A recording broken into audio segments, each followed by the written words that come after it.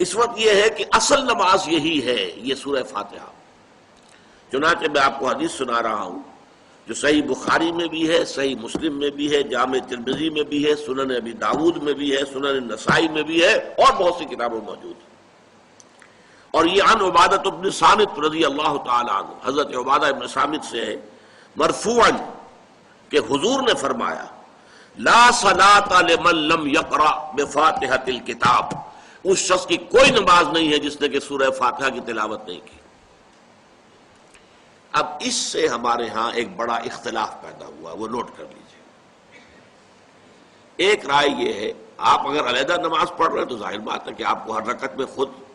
پڑھنی ہی پڑھنی ہے سورہ فاتحہ۔ جب باجماعت پڑھ رہے ہیں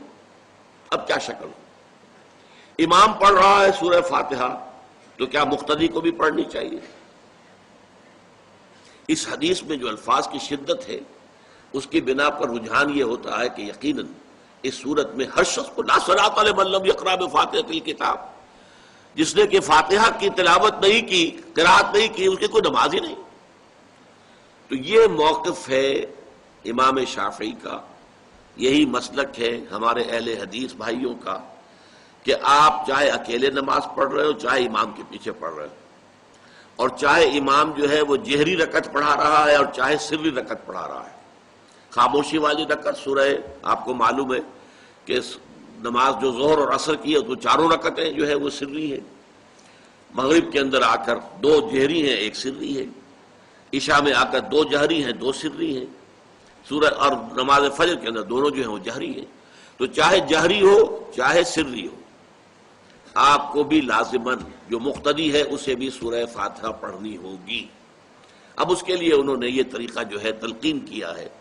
کہ امام تیزی سے نہ پڑھے، رک رک کر پڑھے الحمدللہ رب العالمین، اس کے بعد اتنا وقفہ دے دے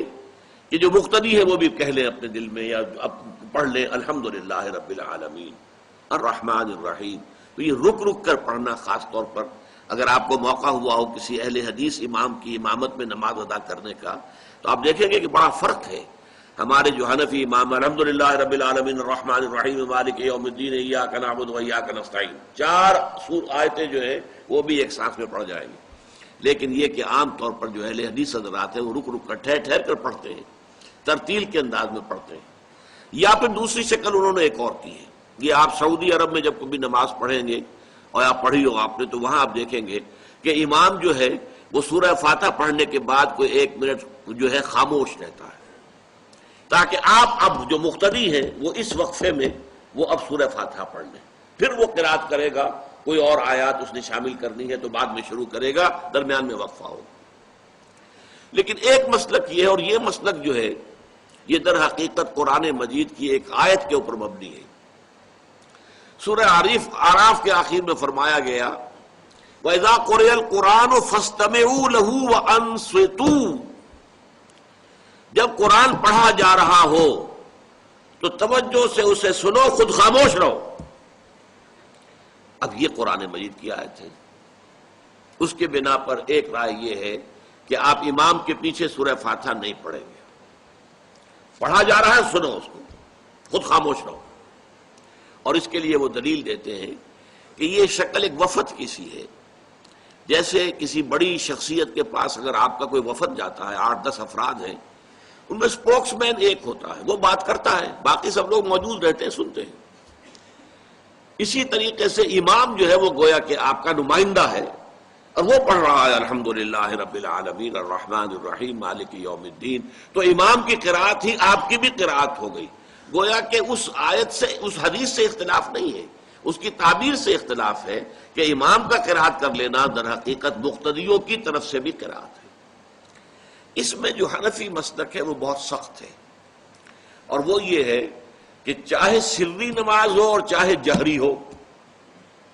ہر کسی بھی حالت میں مقتدی جو ہے وہ سورہ فاتحہ نہیں پڑھے گا۔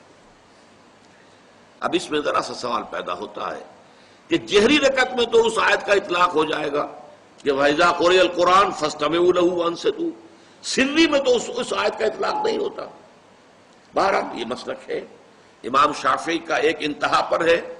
ہر صورت میں سری ہو یا جہری ہو آپ کو پڑھنی ہی پڑھنی ہے۔ اور امام ابو حنیفہ دوسری انتہا پر ہیں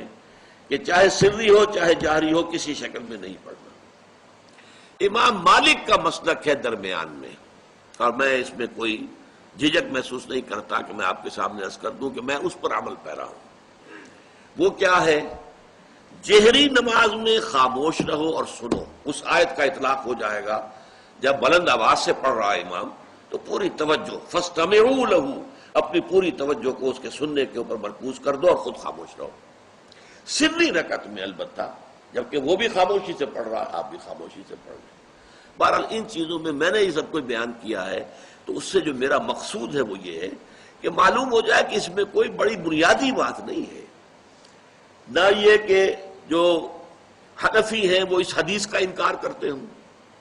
کہ لا صلاۃ لمن لم یقرأ بفاتحۃ الکتاب، کیسے وہ انکار کریں گے؟ اور نہ ہی کوئی جو حنبلی ہے یا اہل حدیث ہے وہ قرآن کی اس آیت کا اختلاف کر سکتا ہے کہ اذا قرئ القرآن فاستمعوا لہ وانصتوا، لیکن یہ کہ اس کے پھر اس سے جو احکام کا استنباط ہے اس میں اختلاف ہو جاتا ہے، تو اس کو نہیں سمجھنا چاہیے کہ یہ کوئی بہت بڑی اہمیت والی بات ہے۔